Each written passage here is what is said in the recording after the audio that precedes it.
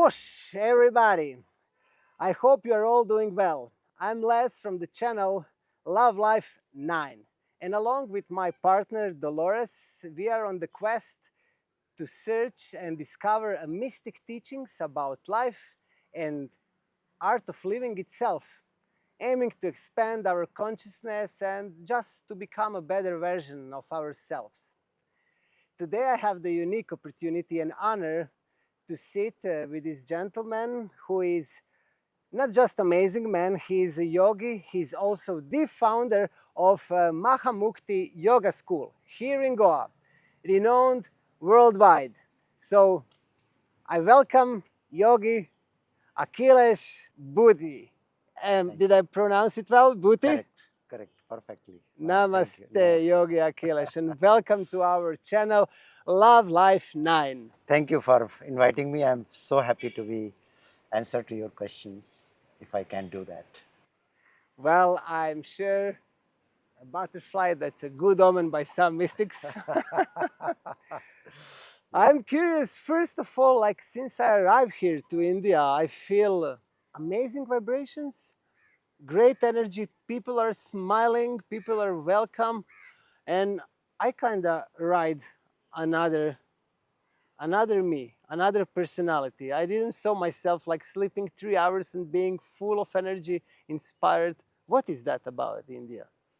Yeah, basically, if you look the history of India, the Vedas, which are more than 5,000 years old, and they only talk about Vasudhaiva Kutumbakam, means this whole world is one family.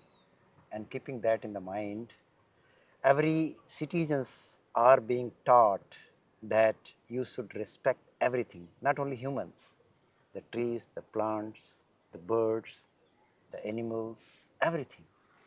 So that makes a tremendous difference. When I travel Europe, I see the wild animals have killed so many, but here you see the spider in the room, you see lizard in the room, you see cobras around, you see the leopard, you see the elephant where I come from, you see the elephant walking in the city, in the villages. It is very normal. Why? We don't, because they came in my premises, so I shoot them. We don't do that. And that's the reason, I think. One of the reason, which is the vision which is given by the Vedic tradition, and that's what we are imbibing with that. That's where people are welcoming everybody with a nice smile.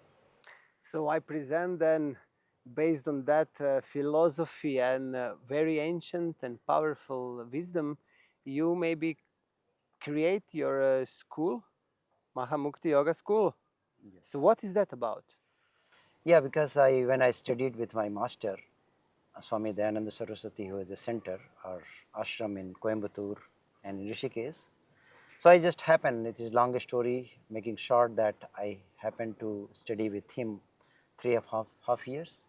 So Vedic, part of the Vedic study is called Vedanta philosophy. I studied, and after studying that, its whole vision of my life has changed, my pursuit has changed, and then after studying and practicing, then I came out with the idea of, first of all, the health, and the health is very important: physical, emotional, and mental. So these are the three things which I was keeping in my mind. So how to introduce these things to the world? So that was the first inspiration, is that first you need to teach a physical health, and which is yoga, one of the absolute method of giving you physical well-being and mental well-being as well. And with that idea, I Mm-hmm. have given this name Mahamukti Yoga, which means Maha means great and Mukti means freedom. Freedom from the suffering of being somebody else, and coming back to union with yourself is called yoga. So that's how the name comes, Mahamukti Yoga. Beautiful. Thank you. And you are leading the practices here in Goa? Yes, I am teaching, also running retreats and yoga teacher trainings, and also I am traveling around Europe and just giving workshop and teaching. And just like let's kind of clarify, because from me and probably the rest of the Westerners, becoming a yogi, is it possible to become a yogi if you're not from India? And how long does it take? And is that a life call? Is that a It's a very interesting question which you have asked me. Mostly the confusion in the world is that when you become a yoga instructor, yoga teacher, then you are called as a yogi. But it is one of the biggest ignorance which is spread around the humanity, around the world. But basically, yoga comes when you imbibe the whole yoga as a philosophy, a way of life, which means it includes your lifestyle, which means what kind of food you eat, what kind of environment you, what kind of thoughts you are possessing, and along with that, you are continuing your practicing more than teaching somebody else, more than to yourself, and having a gratitude and thankfulness to the existence and the teacher who has continued giving this knowledge. When you combine all that into your life and with this attitude, when you are teaching, it's you may call as a yogi. So yogi is a final stage, but when you reach to the union of the yoga, but initially I would not call myself as yogi or anybody called yogi. I would say just yoga instructor. That is the best thing to say. I'm sorry to say, but because yoga word carries so much value in it. So which means when you start calling yogi, it is like you are slapping on the face of the people who have really lived the yogic life. But in the modern time, there is a lot of confusion is going on. I would say that better not to call yogi, better call a yoga instructor, teaching a health instructor. That's the best thing to say. And once you start imbibing everything into your life, you are imbibing the philosophy of life. You started living a disciplined life with your food and way of life. Then you can start calling yourself yogi, I would say. so? This takes some time. It It's not takes, happening over the night. no, no, it takes years. To change your habits Yes, takes a time. it takes years. Years, yes. I am practicing last uh, 25 years, but still I am fearing myself calling as yogi because I understand the value of the word. So yeah, through the history, many Westerners were coming here to seek themselves, to seek deeper meaning of their life, and then we could saw many gurus from here were traveling to West to share the knowledge, and now it's all kind of mashed up, since definitely globalization is impacting every corner of the world.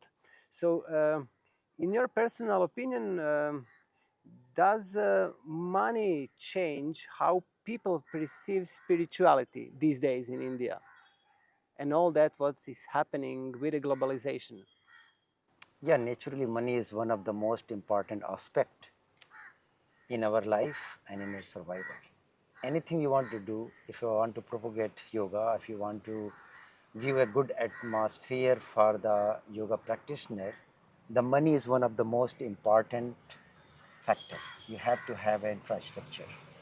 Because nowadays, if you are teaching yoga in a place where noisy, place where the land is rough, when the mosquitoes are biting, nobody is going to come.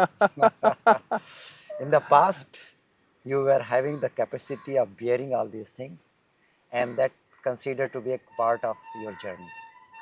But nowadays, as the comfort zone has become one of the most important aspect in our life, then naturally, in order to provide the infrastructure, you need money.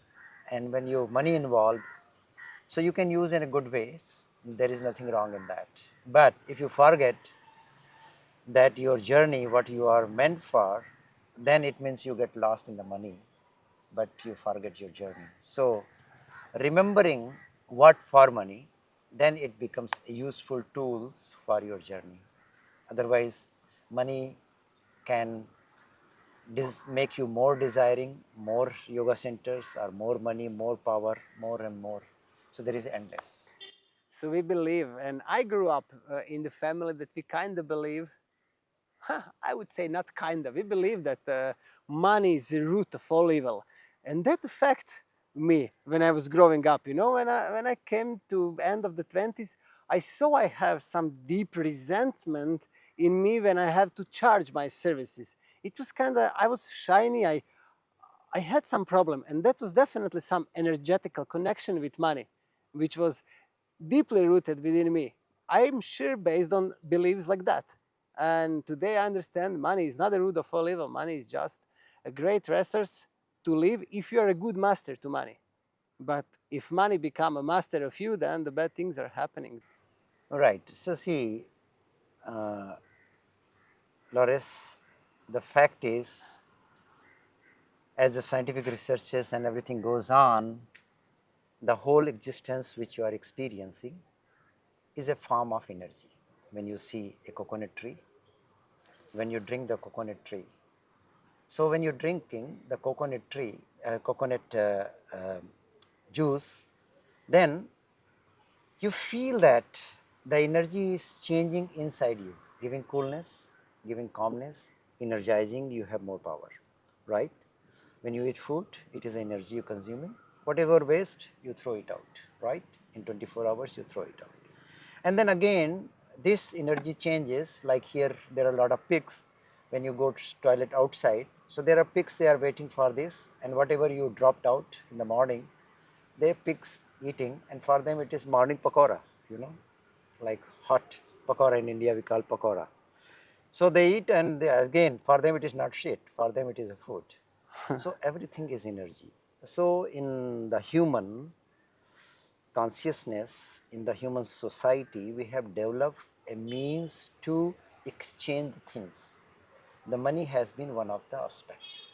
So money, you are exchanging with something, but if you don't know how to use this energy of money, it can spoil. Like, let's say I am president of a country, I have a lot of power, right?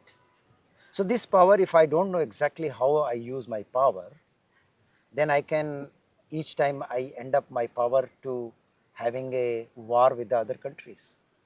And if I am very brilliant and I am thinkable, I think about my society, my people, of country, and I see the consequences of the result of war, how it spoils the families and disturb and gives a, a kind of shock, a trauma in the brain of the children, then I, as a president, I will try to avoid as much as possible. But if I'm stupid, if I'm ego oriented, I don't love my country people, I will and show that I am very powerful person like Changiz Khan or Napoleon, then I will let my people die. So it is, I would say, money is not a bad thing, power is not a bad thing. But if you have power, if you know that how you can help this with this power to your people, and if you have maximum power to the whole world, you can help the whole world, not only your country people. So it depends upon how wise you are. And in order to be wise, your mind has to be open, who has to have a vision of Vedas, I would say, because Veda only gives a vision of universality. Vasudhaiva Kutumbakam, which is one of the most ancient, and Vasudhaiva Kutumbakam means family. Whole earth is like a family, whole world is like a family.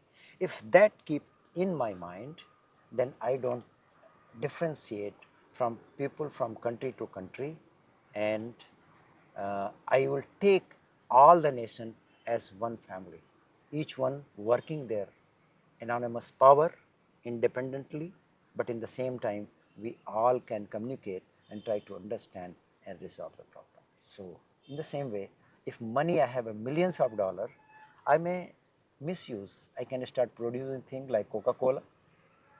I mean, I should not say, but Coca-Cola are not helping people. But still, we are so brainwashed. It doesn't mean I don't drink Coca-Cola, but when I drink Coca-Cola, it means when my stomach is a little bit upset, then I drink Coca-Cola. Well, I didn't even then drink Coca-Cola. I maybe drink it like I drink it when I used to drink whiskey. Then I change, then I mix it with the whiskey, but I'm not drinking anymore, so I'm not drinking Coca-Cola. Yeah. We always says in back home in Croatia, if you need to really beautifully clean your toilet for the tourists, Oh my God, you okay. put 2 liter Coke inside, Mm. and it's really taking all that yellow things from inside. It's Right. like beautiful, white, Right. and clean. So Yes. sometimes it's really good to clean your toilet with Coca-Cola. Right. So I clean my stomach sometime. But let's say, let's come back a little bit here. This is very interesting topic because including me, I believe many of us are in the search for the certain financial freedom and abundance with money and wealth. We stuck with our loans, with credits, with bills. We want to buy a new house. We want to have a better environment for our family, for our children, of course. What is the beginning stage of developing the relationship with money? How we can start to understand the relationship between our energy and the money energy, so actually that money is coming to us on an easier level. Yeah, it is a very interesting topic about money. So, in fact, there is a saying in Indian proverb that you attract what you deserve. So it means each person has got its own mechanism force. And in this force, if let's say you are a warrior, being inside a warrior, so you will find yourself in many, many situations that you are constantly ready to fight because that's what you Yeah. carry the energy of fighter. So you are looking for it inside. Your training gives you to challenge yourself or challenge somebody to fight. And if you are loving being, caring, then you find you are attracting same kind of loving, attracting people in the same way. The money is also a energy, which means that money also you attract, and but sometime money start coming, but our habit of extravagance means spending more than what I need. Suddenly money comes, let's say I have got extra bonus from my work, $1,000. So I don't know what to do. Immediately we made a plan to let's go for holidays and do this and do that. So whatever opportunity was given to you to create something with this money, more productive work, you just waste it. Because of the lack of the vacation, we come straight to vacation to spend the money. Right. Whatever reason, if you think that is the right, a right investment, which is fine. I don't uh, refuse it, but then again you come back to balance where you everyday work day and day and day off, and again once a year you get holidays, again finish, then at the end you are emptying. So there is no possibility of making anything. So, but the thing is that we need to learn the art of right amount of energy, where to invest. Like I have a body. So let's say, let's take an example. I have to climb. I have targeted that I have to reach to this 17,000 feet of the mountains. I have to climb, right? I know how much energy I am having. So then I make a calculation in my mind how every day I can walk, how much luggage I should carry, how much water should I drink, how much food I eat. So all calculation will help you to reach the goal of the reaching to the mountain peaks in the same way. So when you have source of income which is a limited amount, so in order to create a new project in your life, in order to live your dream of creating house or whatever, so you have to learn to how to discipline your this energy where you can have in a store where you can use it when you need it. This is a very uh, very good example. This will make you understand by this example I have given, climbing on the mountains. So in the same way, money also is a kind of energy which you are having. So then you have to very smartly plan and use that money, and you have to find other resources, the money. So which means again it requires certain discipline in your food habit, in your buying habit, because sometimes we just want to show and live for others but not for myself and others.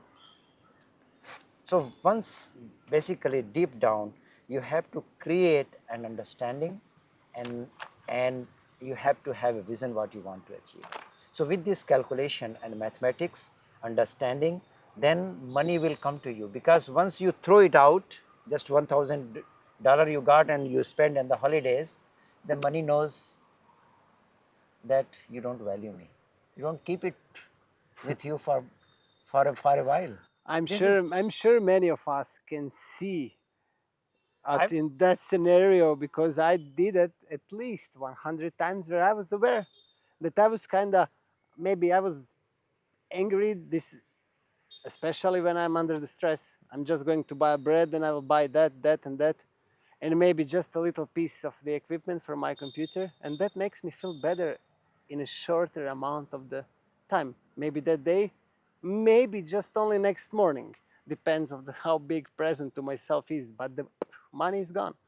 So when that feeling is out of me of having the present that I bought to myself, I feel even more lack. And of course, I understand today I cannot earn more, money will not come to me because I didn't even value that. And I try to create some more money from the big lack that I feel inside of me, and it's not working. right. Yeah, so that's very important. When you keep it for a while, value it, and then according to need, I am not saying you don't invest, you don't spend, but very wisely. Once you start doing that, money will think, okay, I am welcome, because energy is money is energy, and energy means movement, means it is moving, and every movement requires uh, again energy. So everything can keep on moving in the process. Today I feel that today I see it. That's very, I'm But very happy that took at me. least interviewing me, you understand the fact. It is very nice. I'm happy. Yeah, but I come from the place where I didn't understand anything of it. I was just desiring a wealthy life so I can afford myself things that I was considering super good for my business, for the investments, but somehow that amounts never came to me. It was always sort of a struggle from one month to another month and then to another, and it was absolutely everything was connected. First with my old beliefs, then with an understanding of it, then of disrespecting it, but slowly changing step by step. I can see difference. I Right, feel different, and I can see it. right. So see, this is a very interesting thing. What you are saying, that you have no understanding. So as you start understanding, which means the knowledge. Knowledge is one everything. At the end of the day, if you have knowledge, then you can get better of anything. So knowledge is one of the most important thing in life. So which means if you want to live a family life, also you must have a knowledge of how to run the family. If you want to be a computer engineer, you must have a knowledge of the computer. And if you want to live a life with sane mind, you must have knowledge about the life. So knowledge of the life comes when you see the how this whole universe is running. Whoever has created, whoever is running, but he is running very intelligently, no doubt. He has created such a beautiful body, and it automatically running. You don't have to do nothing. You just have to put some tea, coffee, and Coca-Cola and everything. It keep working, functioning. Eyes capable of seeing, ears are capable of hearing. We don't do anything. We don't have to fix anything. Only there is problem, you can fix it. So the thing is that you must develop the knowledge of the life, and this knowledge of the life only comes when you study the uh, yogic philosophies, the songs of Lord Bhagavad Gita or Patanjali Yoga Sutra. So these books gives you understanding about the life. Then you start living your life intelligently. When you start living a life intelligently, then naturally life becomes very different. You don't need a Mercedes. You don't need Ferrari. You just need only bicycle. You will feel that you are happy. It doesn't mean you don't have to desire to have a Mercedes, but you can have a desire, but you have to work for that. But if not, still you can't be happy. You must learn the art of how to live. Even if you have bicycle, be happy. And that's what that teaches. In both situations, when you have a wealth, still you can learn the art of happiness. And when you have a bicycle, still you learn the art of happiness. And that's what teaches the yogic philosophy, I would say. So you must understand that you have to create understanding about the life. Mm-hmm. Absolutely, and definitely to understand the consumerism and how it's created, and very well established propaganda about buying things and constantly buying new, and which is like, this is definitely creating a need of spending and filling in the lack.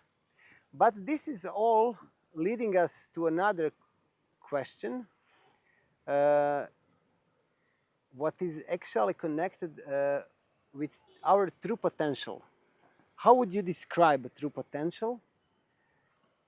Does everyone possess one? Is a true potential a tangible goal, or it's more like a conscious and continuous journey? And if true potential is indeed a fundamental aspect, how is connected with God and spirituality? Okay, so first of all, see that most of the religion talks about the God. I also believe in God,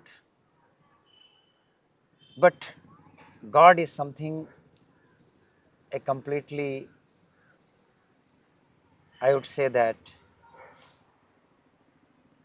it is hypothesis. I'm not denying, I'm not accepting. I am saying that there is intelligent creation, and there must be intelligent creator. But we don't know. That we have to accept.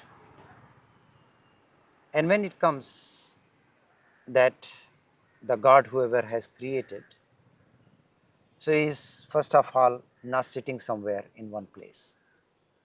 That has to be absolutely has to be knocked off, because if he is sitting somewhere and trying to create, so he is still become a limited. If I am sitting here, I am creating something out of there, then I am not there. So this is a big topic. I'm not going to discuss. But let's say put the God aside. Now it comes the true potential. So in true potential, Veda talks about, I'm not talking my personal, I am talking about what I understood from the Vedic standpoint. Two goals are set for the human being. One is material goal, and second is spiritual goal. So material goals comes whatever you want. You want to become a king, want to become a warrior, you want to be a entrepreneur, you want to become a president, you want to have a 2000 wives, you want to have a 1000 children.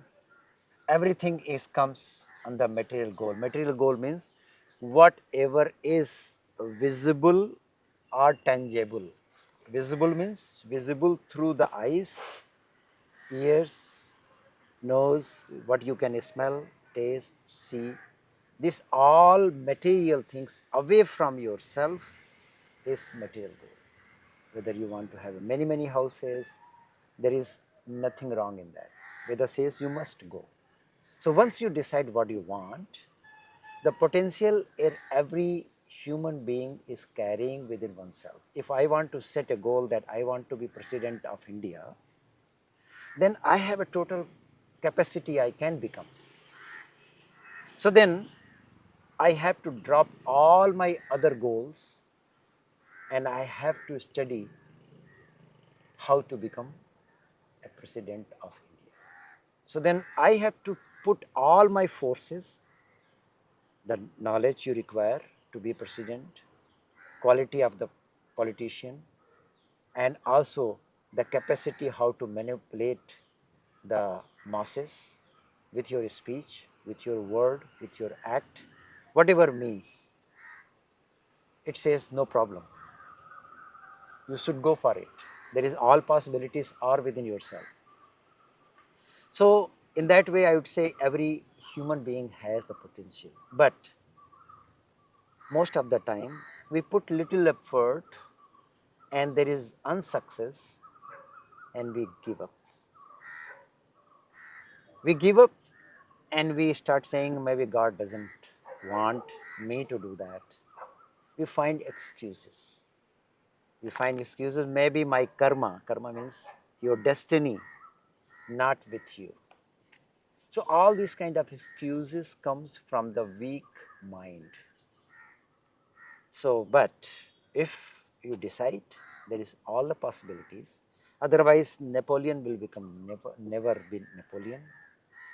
Otherwise, the Genghis Khan would have never defeated such a big, huge country like China and Japan and all these things, even some part of the India. He could have not done. He was just a small group of warriors, but he has a power, the spirit, the strength, the vision, and and the resentment towards his father was being slain. All that has given him power to boost. He did not want to have money. If you read his life, he just wanted to have just power. Even the historian says that whatever money he was earning means looting from the countries, he was distributing all the soldiers and the warriors who was working with him. He was never possessing all the money because he was not willing for having money. He wanted to have power. So he was thinking, if I have power, then money will come to me. So in the same way, I would say every individual have a potential. What he wants to achieve, he must be clear and he must have to create a fire to move on the track and it is going to happen. And how to find what is that what we really want? Because I remember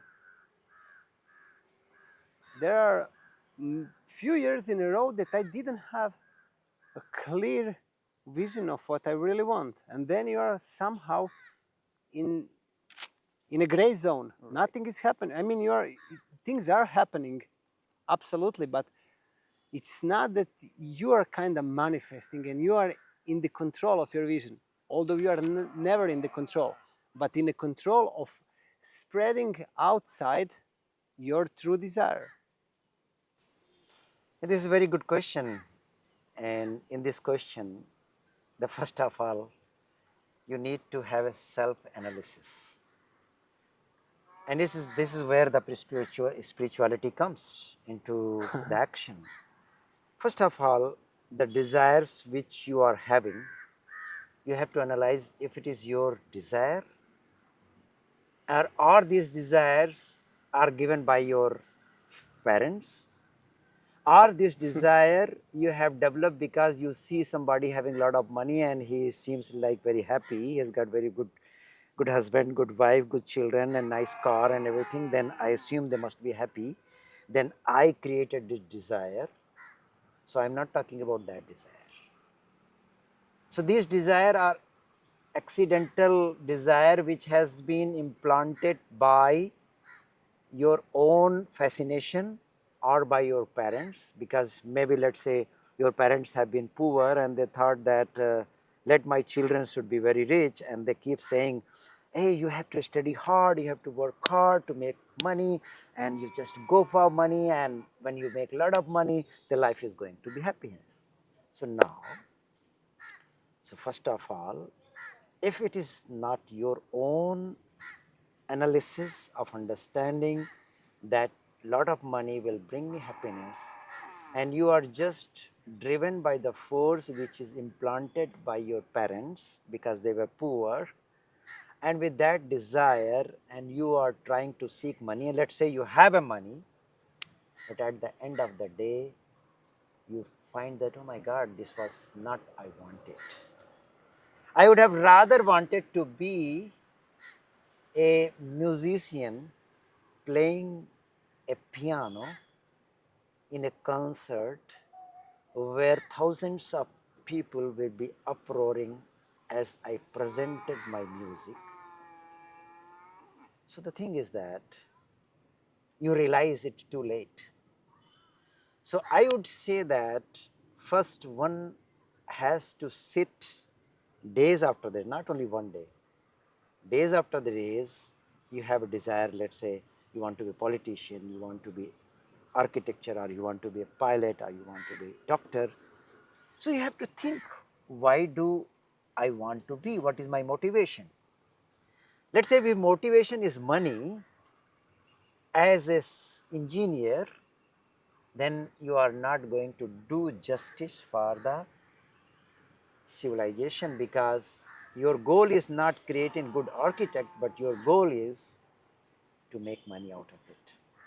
So once you know that, no, no, no, no, this is what I don't want, I want to be a musician.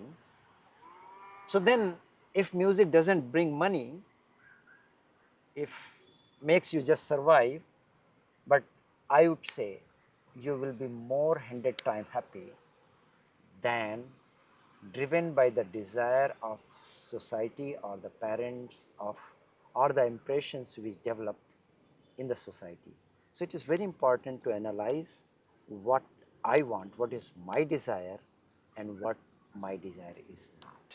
So once that clears comes, then there is nothing wrong, everything is fine. Self-analysis is one of the most important things. But sometimes it takes a while to come to this point, to understand that. Let's say, for example, have you ever asked yourself why you want to get married? You must be looking for a woman, right? Or you might be having a woman.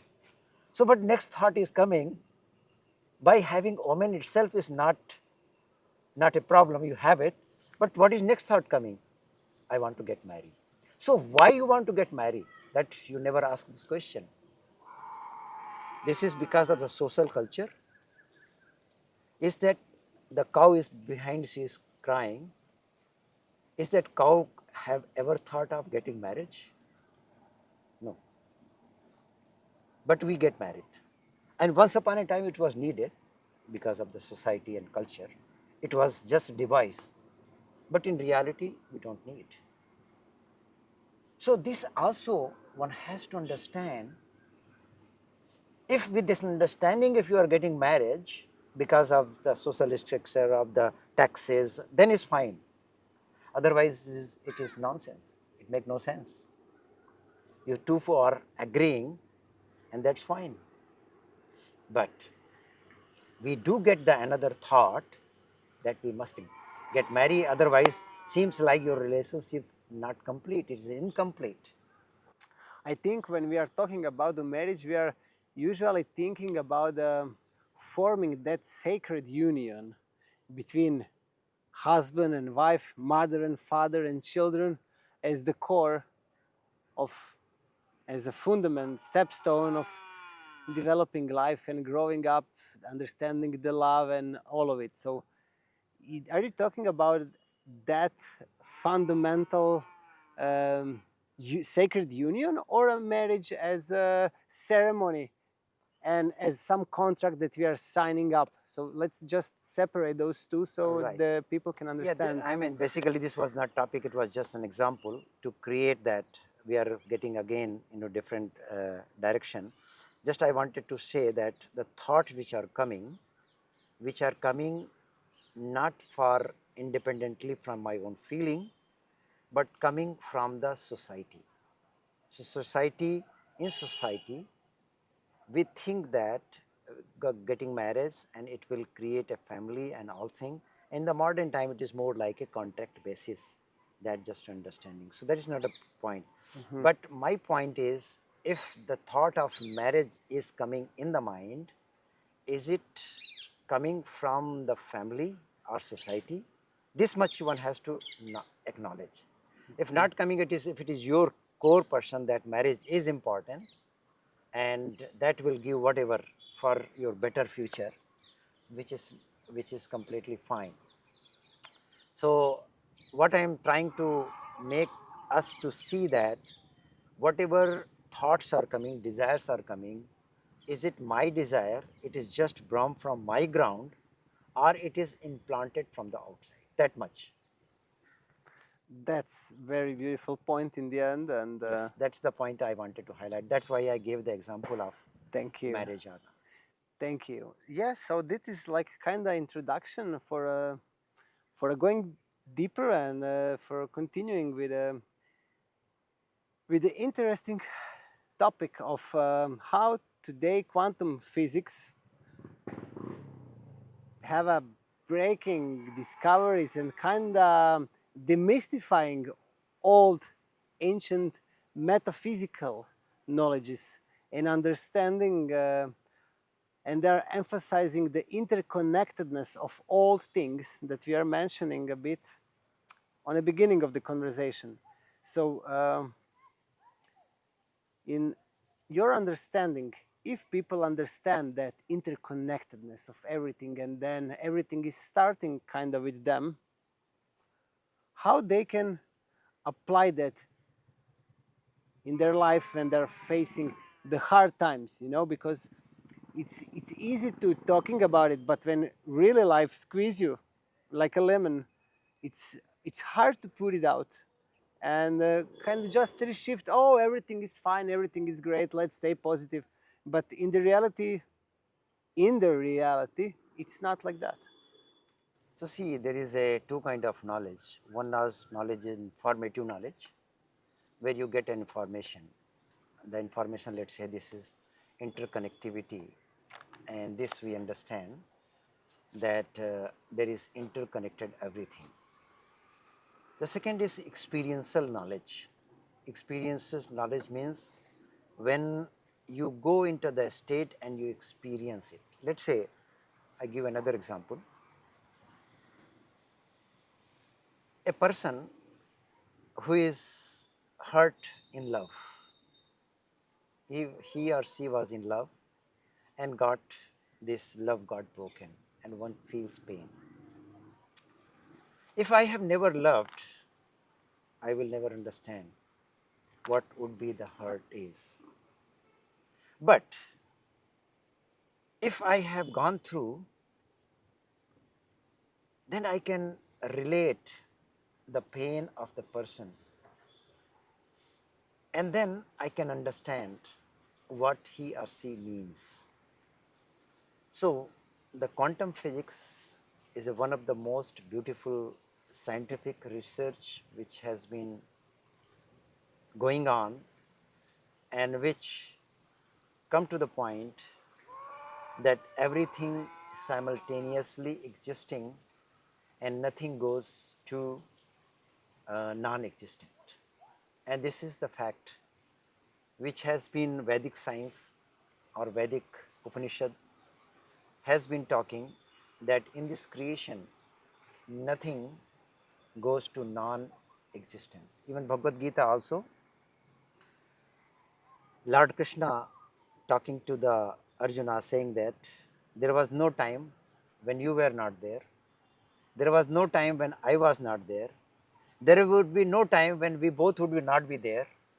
So there is no possibility of us being non-existence, because he was grieving that what will happen to my cousin and uncles, and my maternal uncle will die.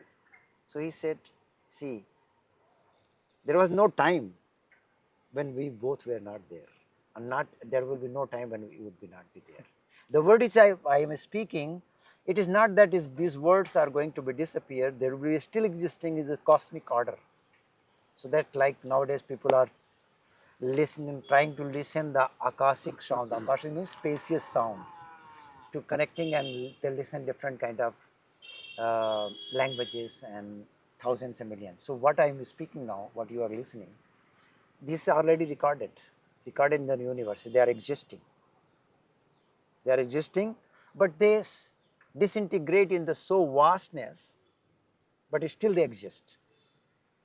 They never become non-existent, the words, the sound. So when quantum talks about that everything is interconnected, the energy only takes different forms, but energy never dies away, never become non-existent. So, but that has to be experience. How you are going to experience? So this experience only comes when you go to the state of transcending your individual ego. So my individual ego, that I am this body, mind and senses, and my knowledge, because that's what the knowledge, my intellect says that you are a different person, you are from Croatia, I am different person, I am from India. So India and Croatia is divided by the knowledge which I have gained in the school. Let's say if I have not studied in the school and you have not studied, also you are from Croatia, then how would we have met? Our meeting would have been a totally different ways, a totally different uh, attitude and appearance. Like I was watching some movies where white people went to these black tribals in the Africa.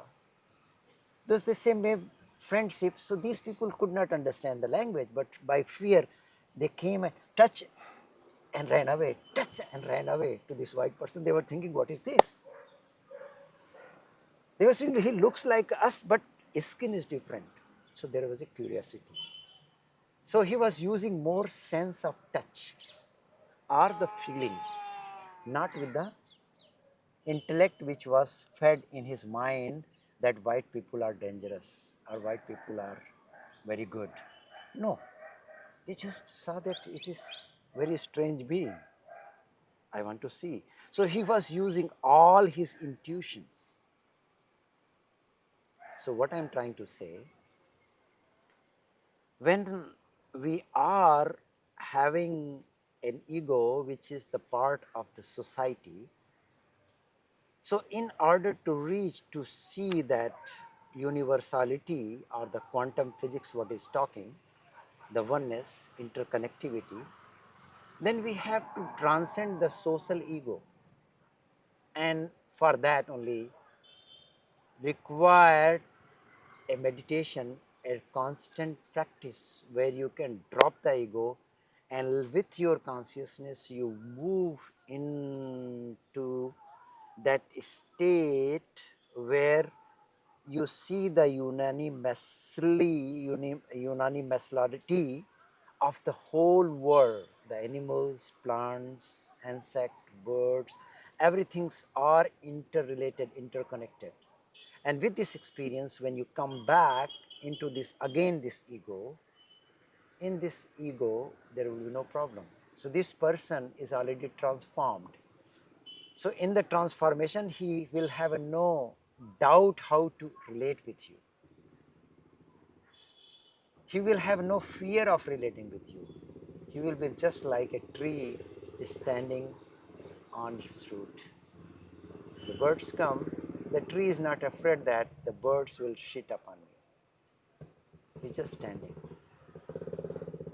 The coconut fruit grows, it just flowers, and it's the squirrels comes, parrots comes, they take it away.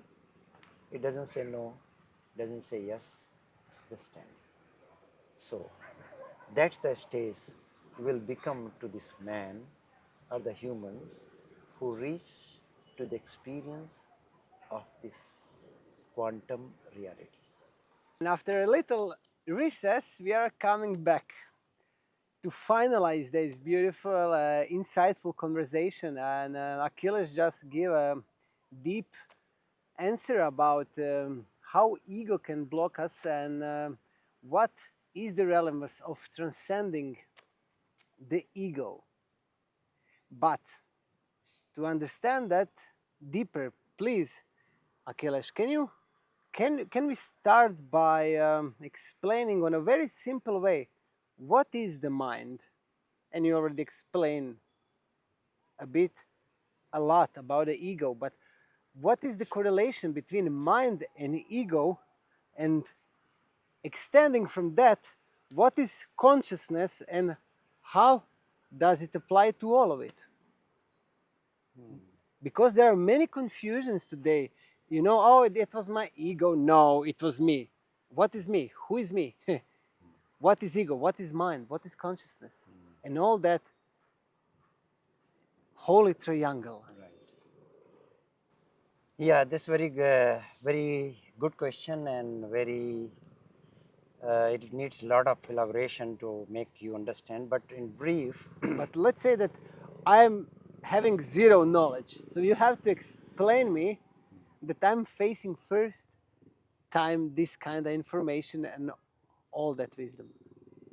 yeah, let's say mind is a functional body in our system. Brain is a equipment through which the mind is functioning. So let's say there is a bulb and there is electricity. When the electricity process, the electricity manifests through the bulb.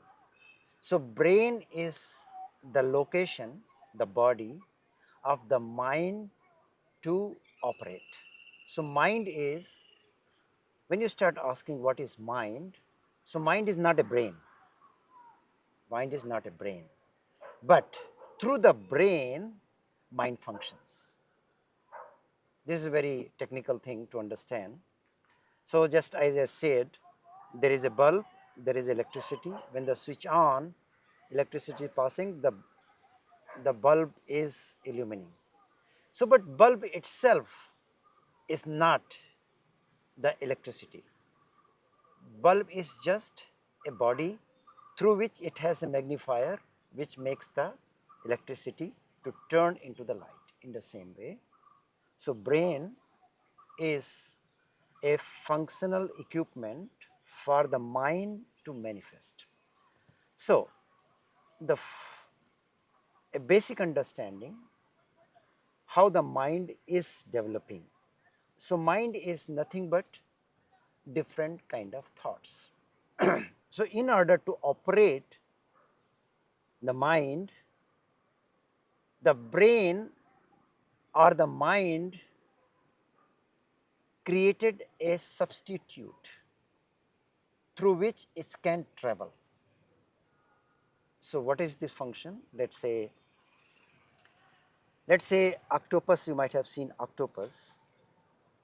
Octopus has 8 limbs. Each limbs functions independently. But the person, the octopus sitting inside in the top, he controls everything. So from one Limbs, he knows what is happening this side, what is happening this side. So 8. In the same way, the brain, in the brain there is a mind. The moment the mind comes, it's operate through the 5 senses. So in fact, through the eyes, the brain doesn't travel. Brain doesn't travel. It's the mind. Let's say electricity.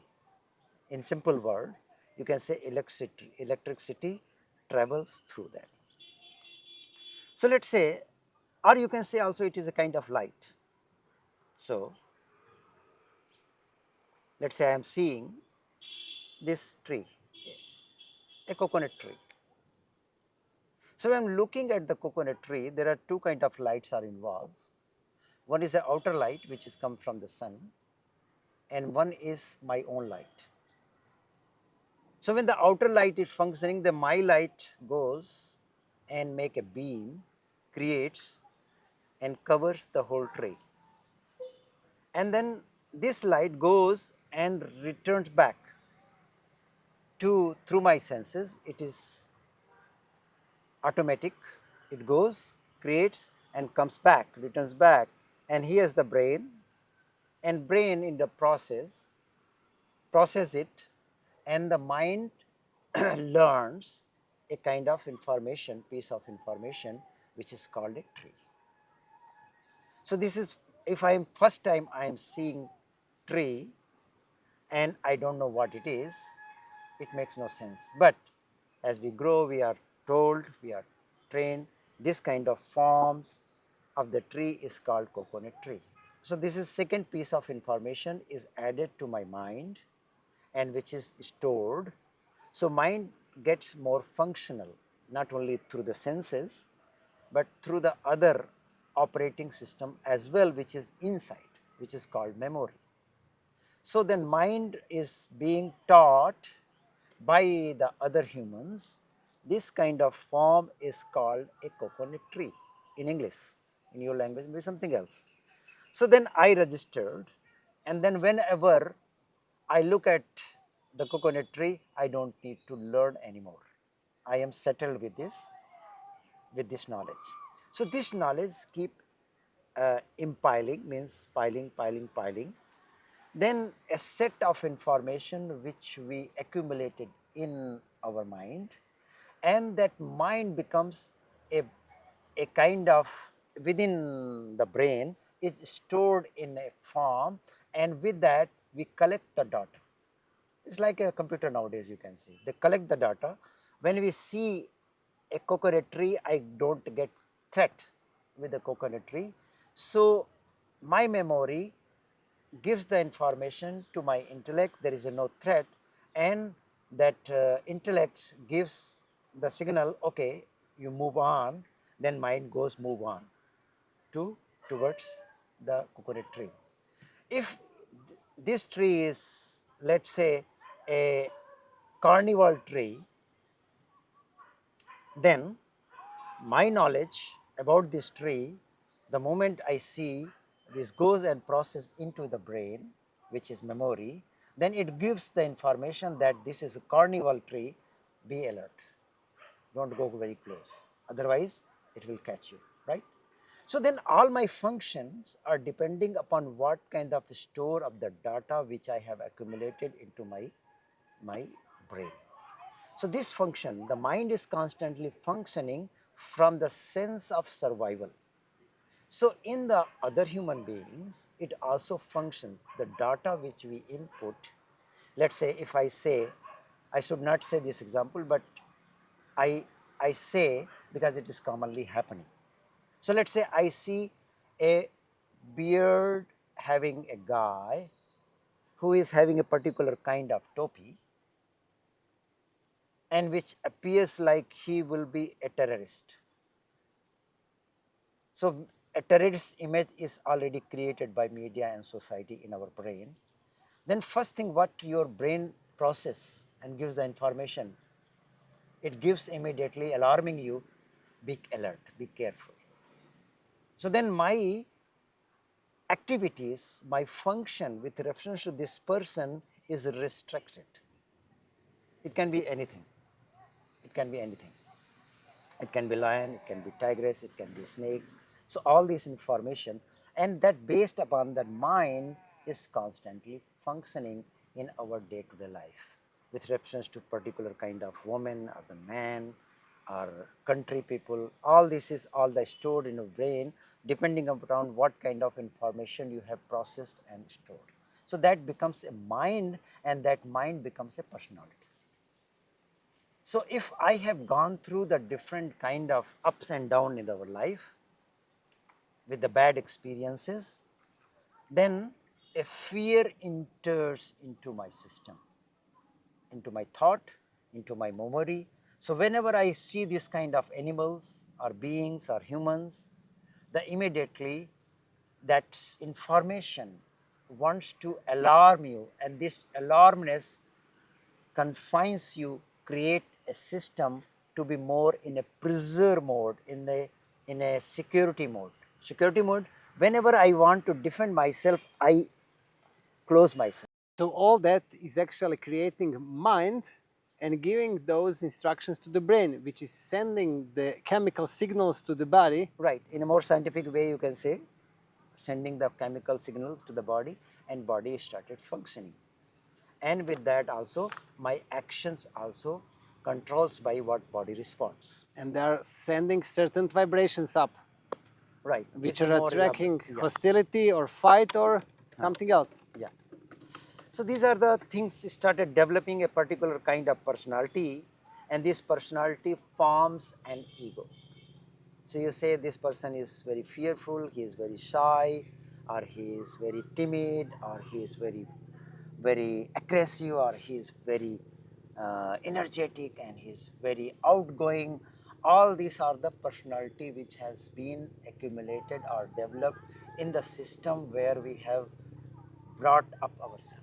And then we created our personal reality through that, and then we say, our world is like that.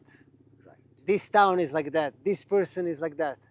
right. And this is our personal reality created through our personality, which is created through our habits, and our habits came here through our emotion states, which was influencing by our thoughts. And all that is coming from the mind, having a certain experiences through the outside world stored in our body and our subconscious brain, which is creating our programs. Am I right? Right. So we can kind of put it in a sentence, and then what's then? Where is consciousness here? Right. That's a very good question you have asked. So consciousness, every thought is driven by the consciousness. Without consciousness, thought have a no movement. Like electricity, the electricity what we call is there is energy which is moving. The consciousness is in every thought there is a consciousness. But if that consciousness, when I am functioning from the action and reaction of the what is stored in the brain, so that action born out is called unconscious action. And when you make a pause, that same I, which is little bit more aware, aware in the sense that it start understanding how the brain or how the mind is functioning. So function of the mind has nothing to do with my I, the pure I, but the I, which is the old I, created I, false I, which is created by, we called in Sanskrit samskaras. Samskaras means impression from the past, which is also needed, but we should not be forced by those samskaras, but becoming aware in your action. So that's where Lord Krishna says, be conscious about your reaction. So, but our mind is trained to react. So, when you start observing, like let's say I am talking and you're listening, So you might be feeling in this listening, you may be feeling like something to say, something to interrupt, something to stop. So these are the things which are reaction against what your knowledge is. So there is a lack of patience to wait and listen. I'm just giving an example. Don't take personally. So to just wait and listen and then come to the point to ask what I want to ask. So here. So then it becomes a reaction. So when we are talking about action, so if you start observing your day-to-day life, when you're going to coffee house, when you're going to shopkeepers, when you are going to meeting somebody else, then automatically there is a reaction. Reaction means a judgment about things, which is nothing wrong, nothing good. But you have to see that how the brain is constantly talking to you each time. So which is programming of the brain. So more you have this understanding, and with this understanding you're developing certain awareness when it comes to the action. So when the brain is constantly, or let's say mind is constantly giving some commentary, then you are not taking action with the reaction, but you make a pause and think twice to take an action. So more and more you will start bringing this habit, a new habit of not to acting from reacting, but acting from my own understanding and clarity. Then you becoming bringing your consciousness, and this consciousness is your consciousness. So this is not driven, this consciousness is not driven by the impression of the mind, but more from your own true I. So here, what I am trying to make you understand that all part of the brain and function is important, but when you start living with this constant awareness of reaction, let's say I have a habit, the moment food comes, I just want to eat, right? This mostly happens. The Mm-hmm. moment we are sitting with many people, so this is, we immediately start. We don't have a patience. So when this action coming, so when particularly in Indian culture, when food is served, then you wait, everybody food is served, and then you are given sign, let's have it. So now in the meantime, what is happening inside you, you start observing how the craving is coming. So when you start becoming aware and trying to bring a change, and when you are by yourself alone, still the craving is coming, you stop by, and then you take a moment, okay, I'm not going to eat now, unless it comes right from really my conscious action. And then you take a decision, now I'm going to eat. So this small action will bring Mm-hmm. more consciousness into your action, and then your reaction will stopping, and then the consciousness will be flowering. So there is no word to explain what consciousness is, because more word will give more confusion what consciousness, because consciousness, what I am talking is nothing but because of the consciousness. You are listening is because of the consciousness. Trees are growing because of there is a consciousness. There is consciousness everywhere, everywhere. So it is all pervaded by same consciousness. But when you become unconscious, unconscious is the function of the mind, not the consciousness itself. Mm-hmm. So what you have to do is work Mm-hmm. upon your mind only, not on the consciousness. Consciousness is already there. But that was beautiful task with the food, Yes. to observe the cravings and try to stop it. Yeah, just take the time. Yes, because I can see myself going unconscious just in that action. I just have to adjust the lighting because the night is falling. Okay, sure.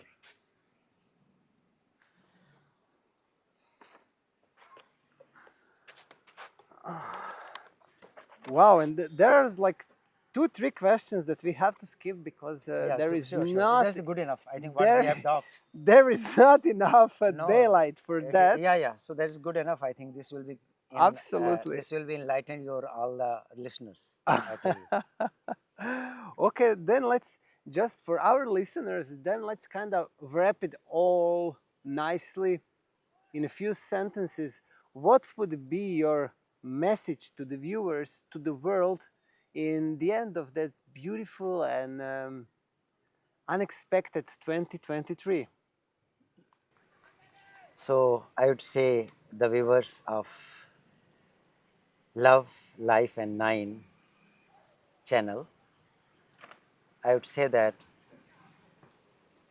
slowly you start becoming more conscious about reaction and change your reaction and into action in a small things.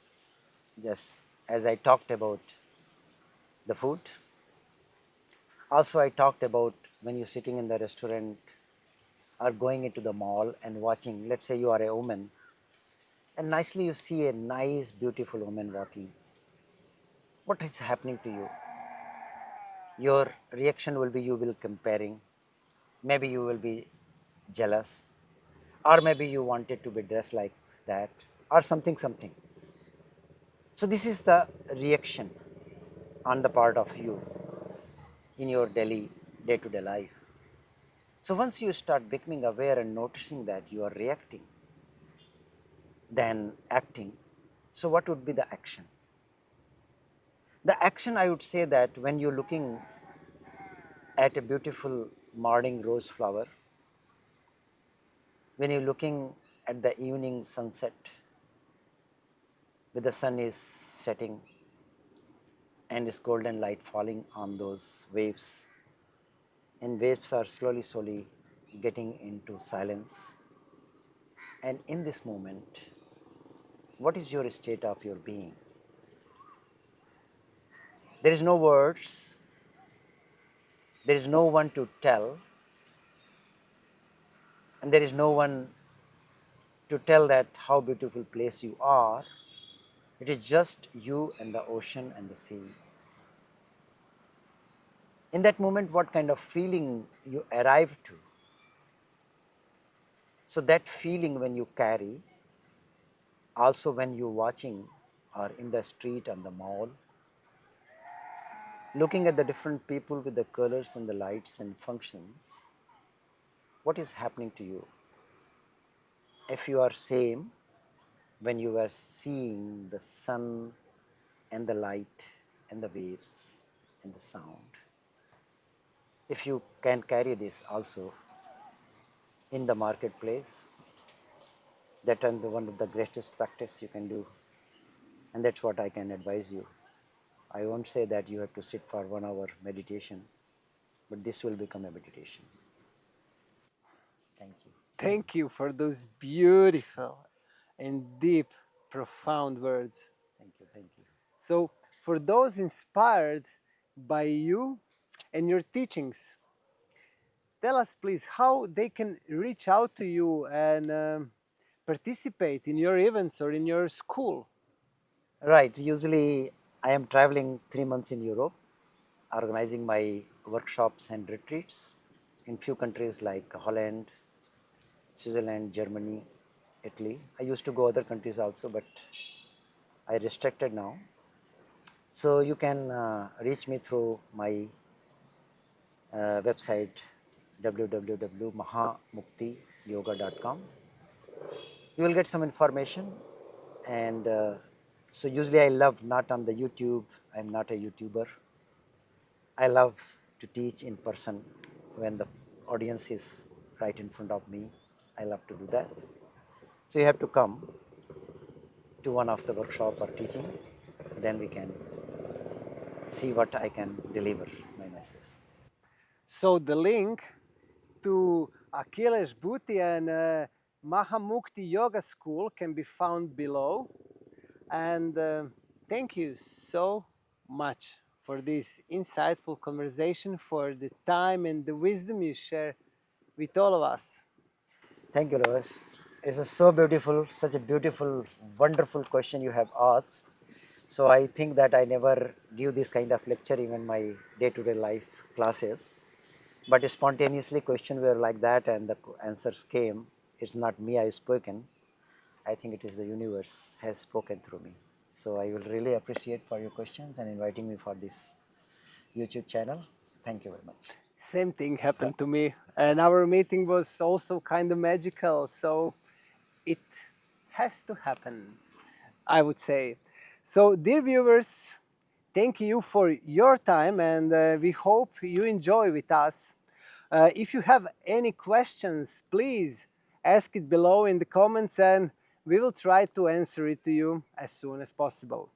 So, I'm Les from Love Life 9 channel, and follow us on the next mission, in the next adventure, exploring the mystic teachings of how to live the life joyfully, and actually what is the deeper meaning of life and the art of living itself.